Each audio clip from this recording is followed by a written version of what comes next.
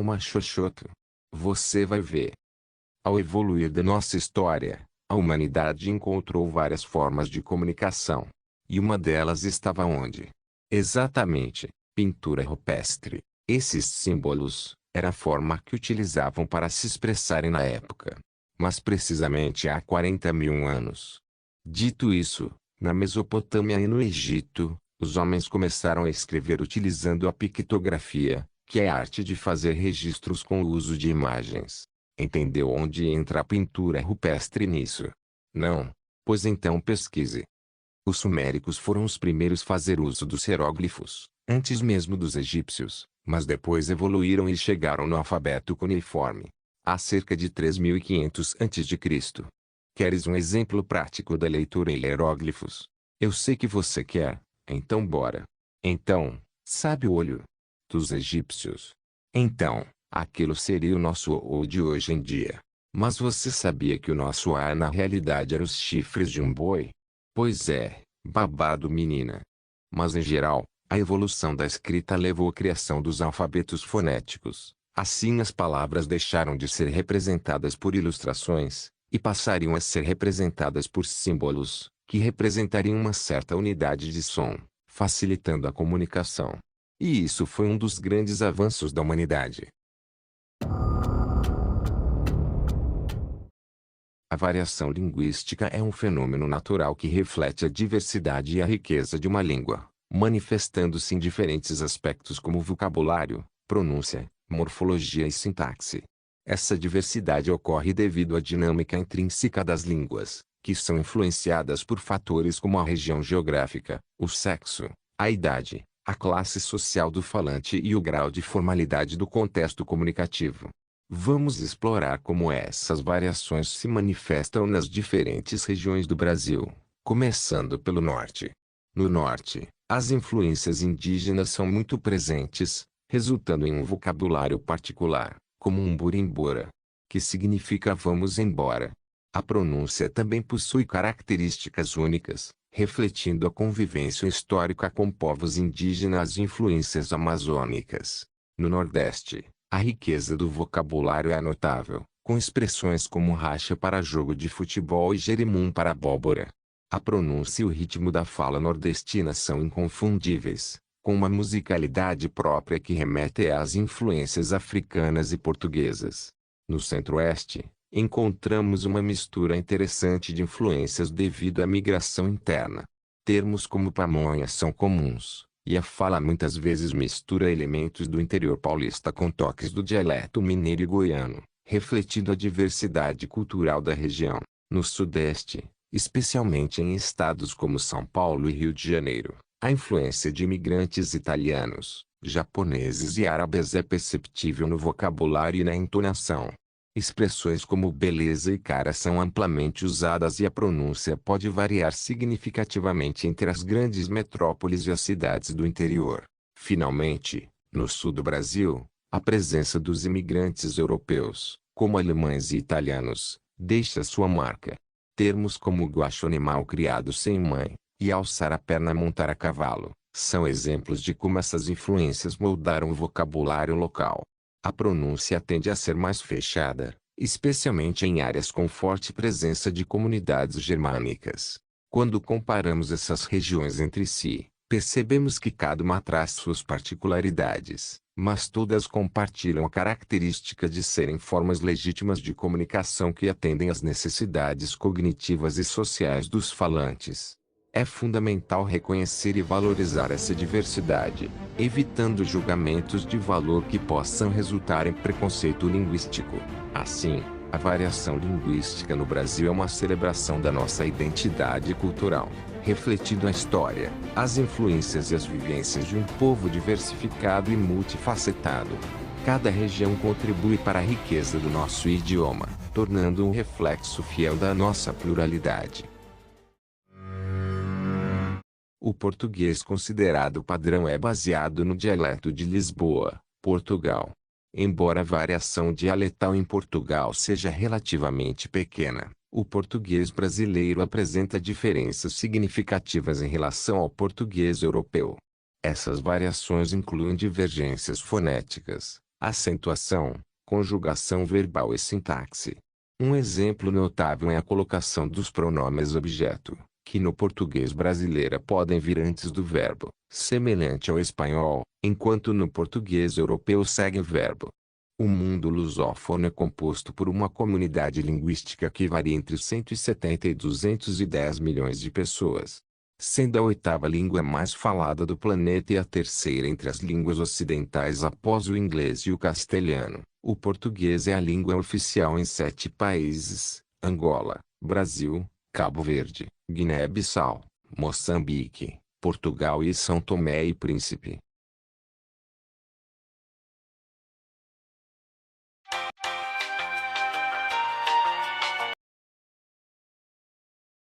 Em Portugal, os dialetos são divididos em 3 grupos principais: galego, setentrional e centro-meridional. Apesar das variações, o português mantém uma coesão significativa. Dialetos específicos como os falados nos Açores e Madeira apresentam características peculiares. No Brasil, há uma relativa unidade linguística, com dialetos divididos em 2 grandes grupos: Norte, amazônica e nordestina, e Sul, baiana, fluminense, mineira e sulista. As variações são influenciadas por fatores históricos e migratórios, mas a base do português brasileiro permanece coesa. Nos países africanos lusófonos, como Angola e Moçambique, o português coexiste com várias línguas locais e crioulos. Em Cabo Verde e Guiné-Bissau, crioulos de base portuguesa são amplamente falados. São Tomé e Príncipe também apresenta uma mistura de português com influências locais. O português tem presença limitada em regiões como Macau, Goa e Timor-Leste, onde é falado por minorias e coexistindo com línguas locais. Crioulos de base portuguesa ainda são encontrados em algumas áreas da Índia, Malásia e Indonésia. As variações do português nas diferentes regiões refletem influências históricas e culturais. Portugal apresenta variações dialetais menores, enquanto o Brasil possui uma diversidade dialetal maior, mas com uma unidade surpreendente. Na África, a coexistência com línguas locais e crioulos enriquece o português falado. Na Ásia e Oceania, a presença do português é mais restrita, mas ainda significativa.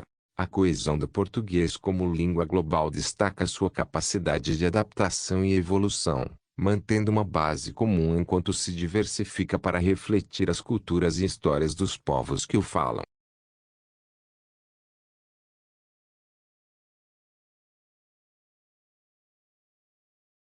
Mesmo o Brasil sendo um local onde se fala, predominantemente, o português, um só idioma, há várias ramificações desta mesma língua. É como uma árvore, há um tronco e uma raiz, porém diversos galhos e ramos indo para diferentes direções. Entretanto, compondo um dos mitos do preconceito linguístico, foi construído que há uma forma certa ou errada de falar e escrever. Bem, é verdade, porém do ponto de vista da norma padrão da língua portuguesa, não da comunicação em geral. Isso acaba resultando em um problema quando se confunde a gramática com a comunicação em si, o que desconsidera a variedade que, de fato, compõe nosso território. Este conceito acaba estando, em boa parte, enraizado nas escolas e outras instituições educacionais. No nosso país, há um grande abismo linguístico, no qual há falantes da norma culta, porém, na grande maioria, a população usa a linguagem informal. Isso dá tanto pelo tamanho do nosso território, como também, principalmente, a diferença de classes sociais. Com essa diferença social e as escolas, como abordado antes, usarem a norma culta como o correto, aqueles que são de classes mais inferiores não vão absorver com clareza o que está sendo passado, pois não faz parte do dia a dia dos mesmos. Por exemplo, uma criança que mora em uma comunidade e frequenta uma escola com esse mito impregnado, vai se sentir fora da caixa. O pequenino não vai querer se aprofundar no conhecimento ou educação, pois ele não pôde compreender a importância de buscar tudo isso em livros que se expressam de forma chata e entediante. Isso se aplica tanto nas escolas, como nas outras áreas da sociedade. Até mesmo a Constituição brasileira usa uma comunicação que nem todos têm acesso.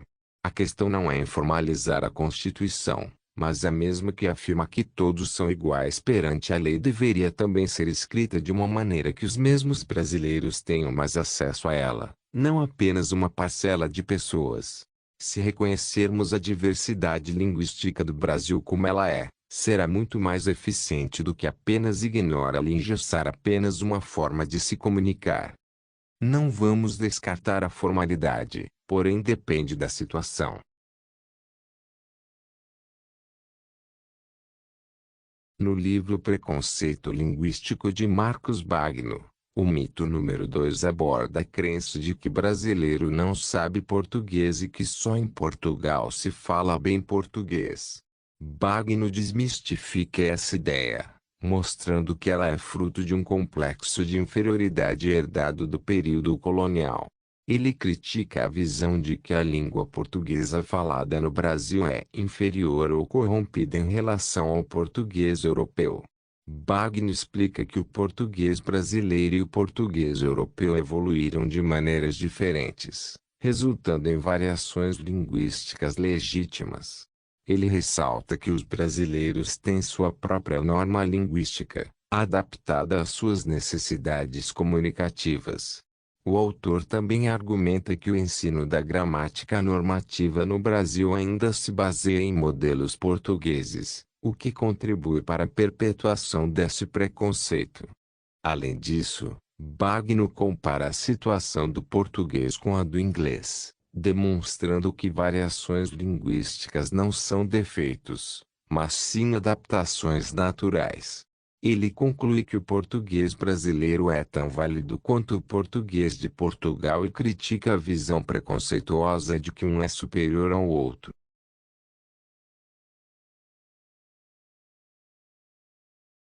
O preconceito linguístico é baseado na ideia de que apenas uma única variante da língua portuguesa, aquela ensinada nas escolas, explicada nas gramáticas e registrada nos dicionários, é considerada digna desse título.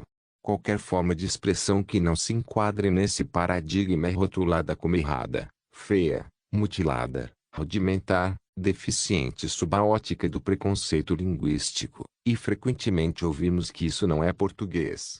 Um exemplo disso é a transformação de rele, em R, como em Cláudia, chiclete, praca, broco, planta, que é fortemente estigmatizada na visão preconceituosa dos fenômenos linguísticos, às vezes sendo considerada até como um sinal de atraso mental por parte dos falantes.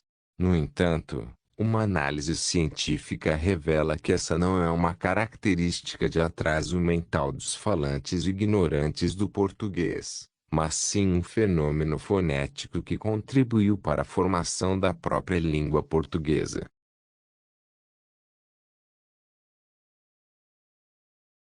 Diante da palavra colégio, é possível que um pernambucano pronuncie como colégio, um carioca como colégio e um paulistano como colégio.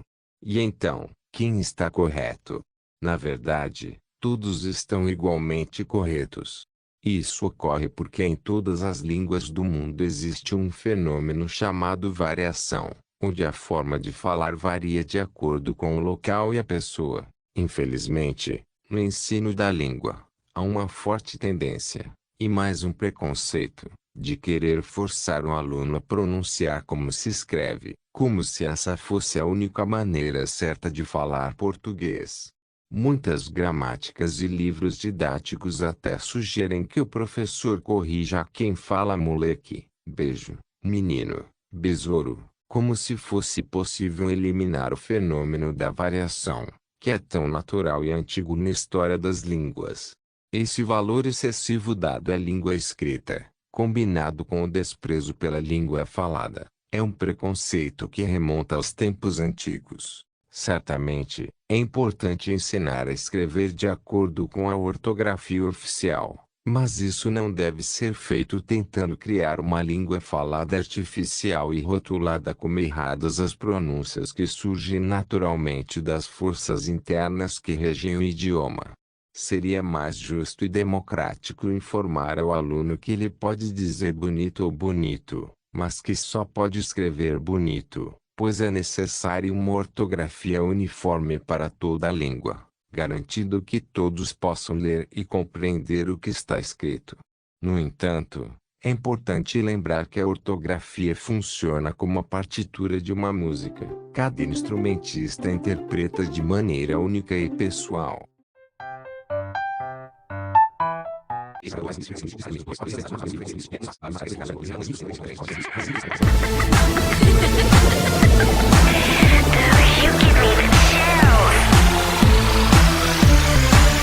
Walking down a darkened hallway, everybody tends to look at you. It's not because you're different, it's just because you're so scary cool.